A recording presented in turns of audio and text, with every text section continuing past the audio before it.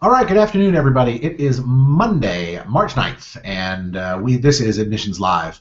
We are a week late due to some weather, but the weather is finally passed, and spring is springing, and the big highlight this spring in higher ed social media world is, of course, the CASE Social Media Conference, which I'm thrilled to be on the faculty of next month. Next month, I know, hard to believe. April. It's next month. It's coming, I swear. Form is coming, I swear.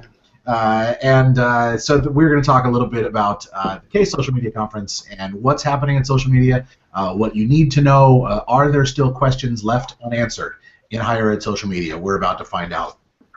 So first, a little housekeeping on our end. Admissions Live is part of the network.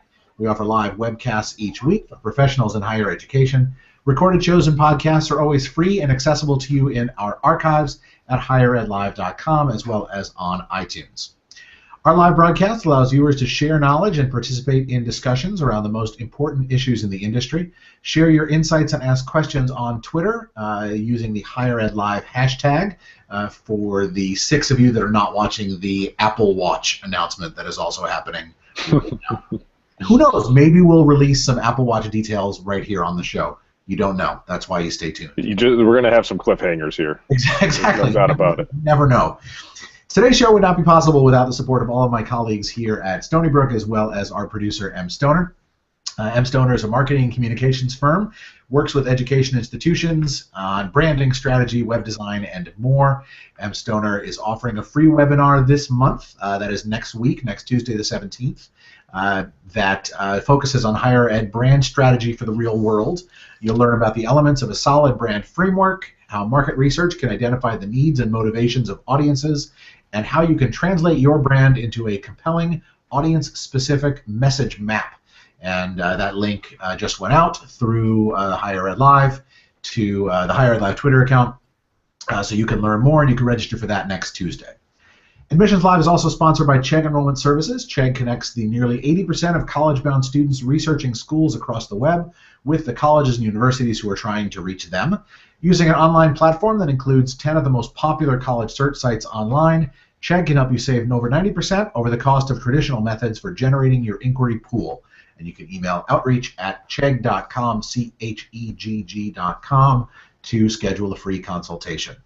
So as I mentioned, I had the thrill of being part of the CASE Social Media Conference next month, and my guest today is Keith Hannon from Cornell. Keith is the conference chair for the CASE Social Media Conference, so welcome, Keith. Thanks, Chris. Great to be here. Great to not have to wait until late April to see your face. This is exciting for me. I know. It's Social Media Month here on Higher Ed Live, and so I thought, what better way than to talk about what's happening in social media and what is going to be happening next month and why all that is important, and how you can follow along, whether you are in Miami at the end of April like we will be, or you'll be following along online. So Keith, talk a little bit about CASE, and for those of you who are not familiar with the Council for Advancement and Support of Education, a little bit about CASE and what this conference is all about. Yeah, first of all, I think CASE fits in very nicely with higher ed in that it has a very long history of using an acronym, which I think is pretty much how things go in this industry. But CASE has been around over 100 years now, supporting higher education and literally the advancement side of it. So I think that's both a good thing and sometimes I think a detriment in that because it's been around so long, I think sometimes people unfairly judge it with kind of like old school mentality in terms of how it supports education. So this conference, I think, is an opportunity to show people that what CASE is, capable of goes well beyond those century-old means. This conference has been around, I think, 6 years now, and I think it's getting a little more advanced every year. And the people at CASE put on really quite a show at this conference. I think it's going to be a lot of fun, and I think I think we're getting really good at asking hard questions with regards to social media's place in higher education, or probably, to put it better, why higher education needs to listen to social media people more. Because part of that 100-year-old history comes a way of doing things, and that's tough to change. And I think social media has been inconvenient change for some institutions, and a lot of institutions still not totally buying into it as much as they should. And I think this conference is a nice way to combine new ideology with the backing of an organization that's kind of been there from the beginning in higher ed. Yeah, I think that's a really important point. I mean, for those of us who have been doing social media in higher ed for a while now, it's almost hard to believe that there are schools out there that still don't know what they're doing now, all these years later. But in a lot of cases, and we've all sat in meetings with higher ups, and we've been frustrated by the kinds of things that we may have to deal with on a regular basis with folks who don't necessarily get the kinds of things that we're doing on the social media front and why it's important. I think it's, you talk about sort of the history of higher ed, and one of higher ed's big things is that in a lot of cases, we don't tend to like change. We do things the way we do things, and we've always done things the way we've always done things, and the social media thing is a fad and it will go away. And it's not. It's become such a big piece of everything that we do as institutions, from the enrollment marketing end to student life to athletics and community relations and everything else in between that.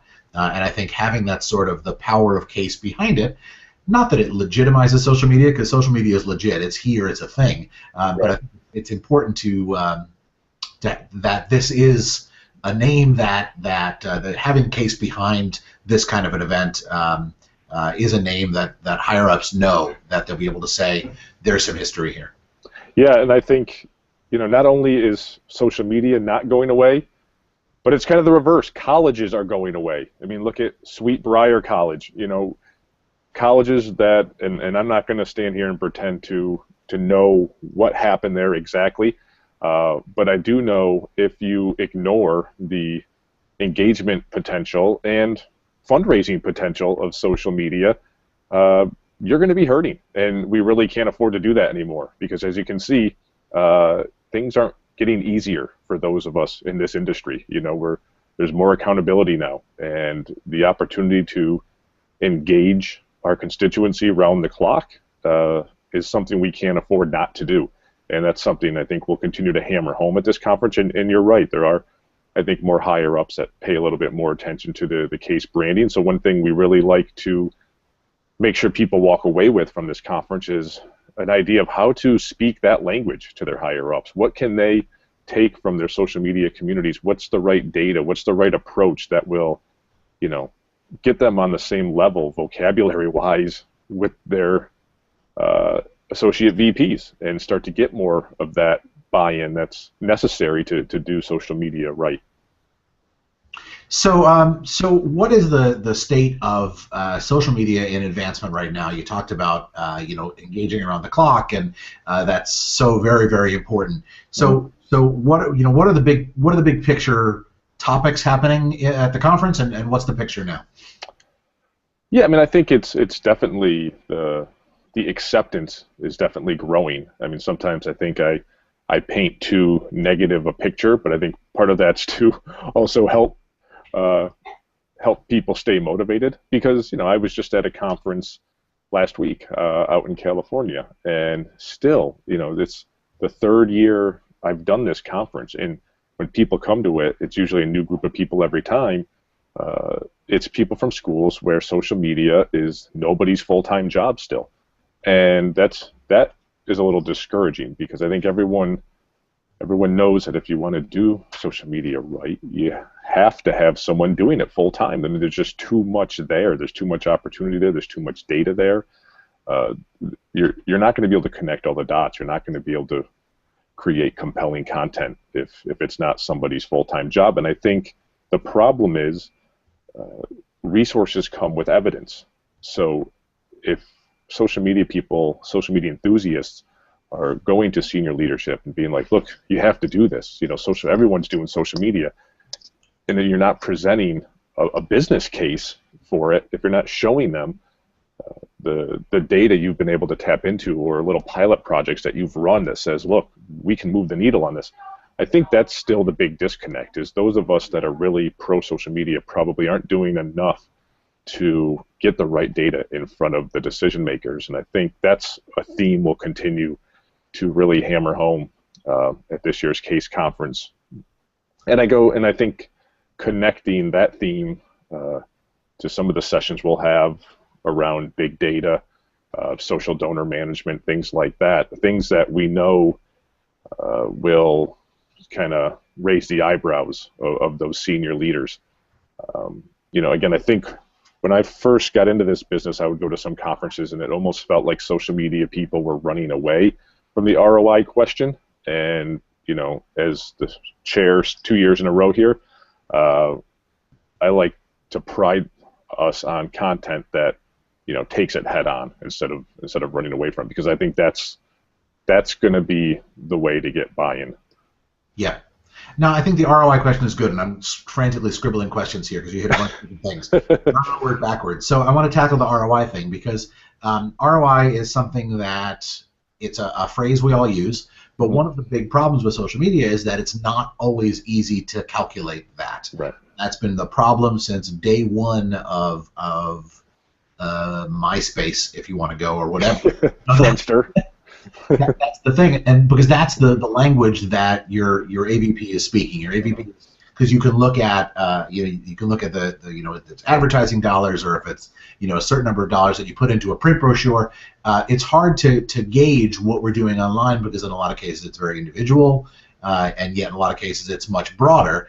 And so that ROI question is important. Now, in advancement, you talked about, and I'm going to go back even further about moving the needle. There's a distinct needle that you're looking to move when you're talking about advancement, and the everyone's doing this sort of mentality is important. And yes, everyone is on Facebook and everyone is tweeting, and it's important to do it if you're not, but not to do it just to do it. Right. And to do it with that context in mind, that there is a point to it, and that you've got a strategy behind what it is you're doing. And it's, again, to me, having done it now for several years, it's hard to imagine that people aren't doing that with that kind of a mentality in mind. Yeah, I think there's still a lot, because, again, if you don't have somebody committing their full day to it, it's very hard for them to take the time to craft an effective strategy. You get a lot of people that are measuring before they strategize. So the things they're measuring and reporting may have nothing to do with the internal goals of their institution. So you need to know those goals and figure out how social media can advance those goals, not how your goals can hopefully align with what comes out of social media. You have, like you said, you have to have that plan, and that's another thing I think we'll talk a lot about at the conference. How to engagement's big. Like, I don't want to make it sound like it's all about fundraising. I just also think that higher-ups respond more to fundraising. But again, we know that an alum more likely to come to an alumni event is more likely to be a donor. So there's no reason to think that people that are engaged in your social communities aren't also more likely to become donors. So I think that engagement piece is also very important. So talking about the content and the strategy that builds those communities and makes those communities thrive is also something we'll really get to the core of. So let's talk a little bit about the program, and I'm going to pop out yet another link through the Higher Ed Live Twitter account to our schedule for the conference. So let's talk a little bit about what's happening, who's speaking, what sorts of workshops do we have going on. Well, you're going to be there, as we've talked about. Yes. And I think that's a big draw for people. So it's a really nice balance. Yourself coming from the perspective of a public institution, I think is needed. Something that we don't always have enough of in a lot of these conferences. But we have a wide range of not just social media people, but people that really believe in social media and also sit pretty high up in their organization. So, one of our faculty members is Elise Betts from Penn. She's an executive director of alumni relations. Another faculty member is Adam Miller from Stanford, and Adam is anybody that knows, higher ed social media has heard of Adam. The problem is it's really hard to get Adam out of his cozy confines in Palo Alto. Luckily, we're both pathetic Buffalo Bills fans, so I was able to kind of use that to sweet talk him. They come down to Miami, we'll commiserate. We'll talk about the Bills. So we got him out of Northern California to come down, and him and his team are just doing amazing things with analytics. One of his sessions has to do with I want to get it right here, so let me look at it. 10 years of the relationship model. So they are doing things in terms of tracking and engagement that will really blow the minds of, I think, a lot of the attendees, and really, again, help them take back kind of concrete anecdotes to introduce to their office in terms of how you can get more out of social media engagement than just likes and comments and shares. And I think what he's going to show is how we're always looking for alumni to give value back to the institution, but I think what we're starting to show is how important social media can be in providing value back to alumni.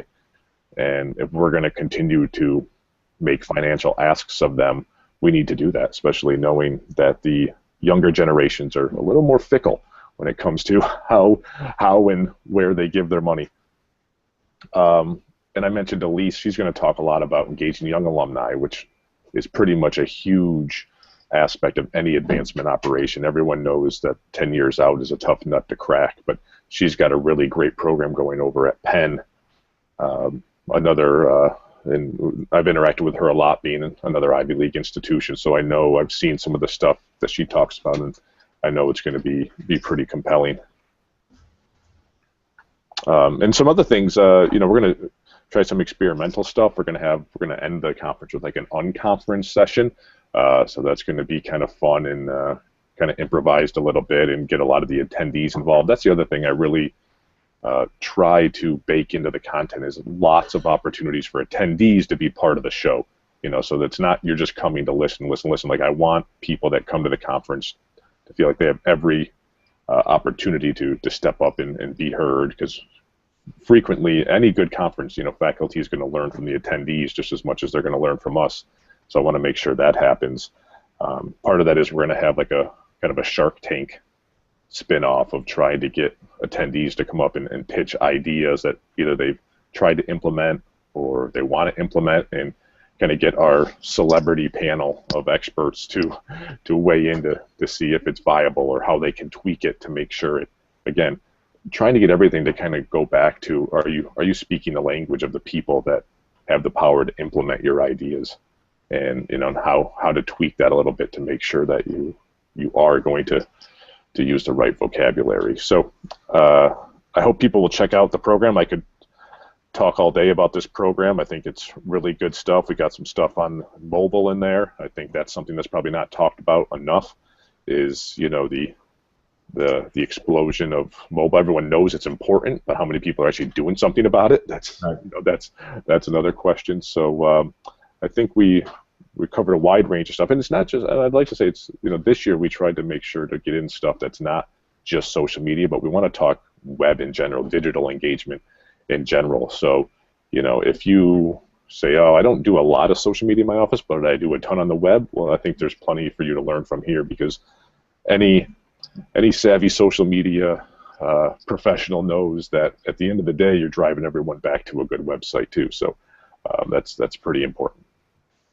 Yeah, I think that's an important thought. It's easy to sort of separate out the social media because in a lot of cases, I don't want to assume, but in my case specifically, at least, I'm not a web person necessarily. Mm-hmm. I mean, I'm on the enrollment end, and we obviously do a lot on the web, and there are cases where the web folks really run the show. There are cases where marketing folks run the show, and how we all work together and interact, and how your general social media strategies keyed in with your general web strategies, and the fact that your alumni, particularly young alumni, are already connected on social media with their fellow graduates, and how you can really make those kinds of connections that way, in a way that we couldn't. I graduated college years ago. It's our school didn't have that same option that many years ago to continue to engage with us in the way that we continue to engage now with all of us that are using. I'll go back to the enrollment side. How we're taking the class of 2019 groups that we're all so heavily invested in right now on the enrollment end. Mm-hmm. How you take that forward and how you engage with those folks now over the course of their time here on campus, and then how that engagement continues as they go on and graduate and get high-paying jobs and give us lots of money back. College is expensive. As you said, they're frugal about how they spend. They're more conscious, not frugal. They're conscious about how they're spending their dollars now. Even much more so than we ever have been, I think. Yeah, I think there's a lot of stats out there that show the millennial generation is, as you said, not afraid to donate. They just have higher expectations for how that money will be used, and they want more transparency. And I think social media can help paint a really good picture and tell a really good story in a way that we haven't before. I mean, we know they're not going to answer our phone calls because they can screen those. We know they're probably just going to delete our emails because that's easy to do too. I mean, I don't even read email. My mom always emails me. I'm like, why are you emailing me? Send me a text or something. I'm not going to read your emails. Because you're on the computer all the time. Doesn't that mean you emails all the time? Isn't that what you do? Yeah. Even at work, it's like, boy, people send a lot of emails. Like, I'm at the point where it's either social media or just come talk to me. Emails are just wearing me out. And I think there's probably plenty of email fatigue there in the alumni community. So how can we keep up with the preferred communication vehicle? And I think another thing we'll talk about is how, you have to remember that alumni aren't on social media because we are. We're on social media because they are. Right. And there's all this other content that we are competing with. So we're going to have a few sessions, and I know you're going to lead a couple of them, about creating, giving your content a personality. Because if you're not entertaining your constituency, you're probably not really on their radar. If you don't have a voice, if you don't have a personality, if you just sound like your emails or your phone calls, why would anybody want to engage with you on social media when they can be watching cat gifs or anything, like anything else? Like, not that you have to go to that low of a common denominator, but you're very much, I always like to say, and I'm kind of biased because I used to live and work in LA, but I find this line of work is very much an entertainment job. If you want to get the eyeballs of your constituency, you have to find a way to put, to take your flavor and put it into content that's going to compete with all the other stuff out there on the web and social communities. That's a very, very good point. And yes, and as you alluded, we're going to talk a little bit about voice and the importance of having a voice on social media that isn't just the same emails that they're getting, the same sort of call-outs that they're getting, and how you can build that over the lifespan of your social media experience. So if the conferences are expensive, conference season is coming up, lots of different things for people to go to over the summer. Why should someone come to this conference this time next month? Why Case now? Besides you and I being there? Well, I mean, right. But if people are like, you know what, I just watched Admissions Live, I don't need to go to this conference now. So what?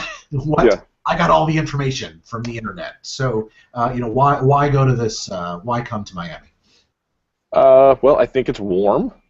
The hotel's nice. There's a pool. We're about a block from the beach, so that's all the nice aesthetic stuff. A nice reason, reason to come down there. That's why I'm going. Yeah, you and I both look like we could use New York. So we both look like we could use a little bit of sun. Do not adjust your monitors. This is the real deal here. Right.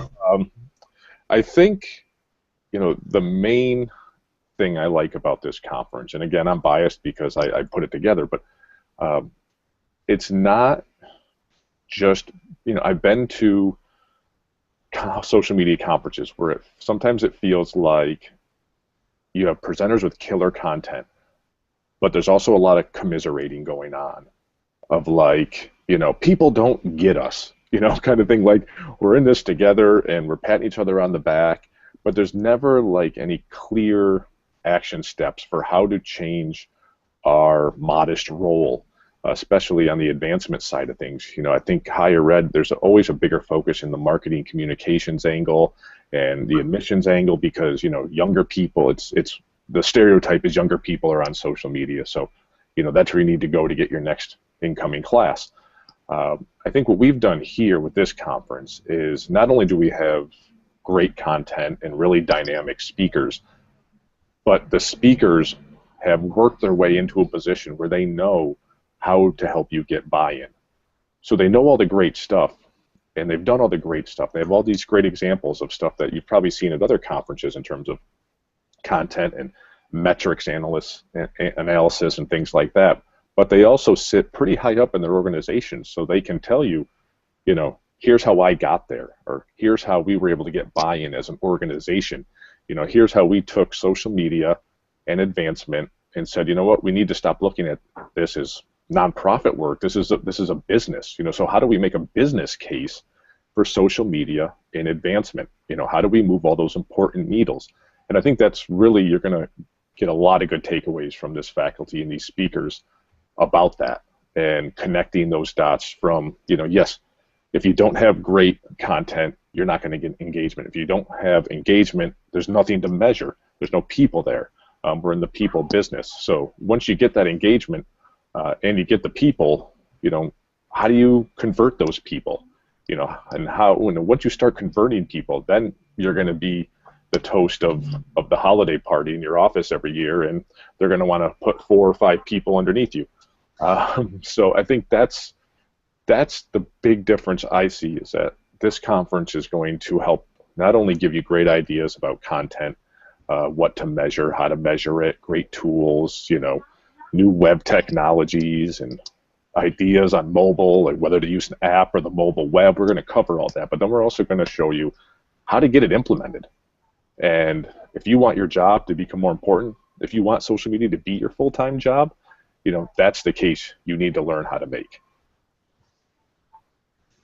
Very good point. And you mentioned that this is a people business, and Right. I like that because that's what we are. And again, it goes back to the thought of having an authentic voice on social media and understanding that this is a people business, and it's very easy to get caught up in the big dollar picture of whether it be making your enrollment or filling your classes or getting your making your advancement goal or anywhere in between, but knowing that this is ultimately a people business. And we talked about this on the show, and it was last month or the month before, the very different way that the different hold that we as institutions of higher ed have on our constituents from other businesses that are competing in the marketplace. So, I'll use the places like Taco Bell and JetBlue that do social so very, very well. Mm-hmm. Ultimately, if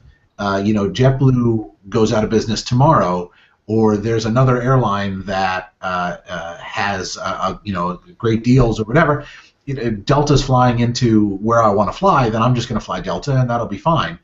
But because of the connections that we're making, hopefully, theoretically, Mm-hmm. with our students at the undergrad, at the graduate level, and as alumni, I'm a Geneseo alum for life, and they've got that for me. And so I'm part of that audience for my lifespan, and how important that is from a people perspective to continue to build that over time, and that this is ultimately, it always comes back to being a people business individually within the bigger picture of what we do as an organization. Yeah, and I think when you've been around for 200-300 years, like some of these colleges, it's easy to just get caught up in your tradition and not feel comfortable with having a personality in the social media space.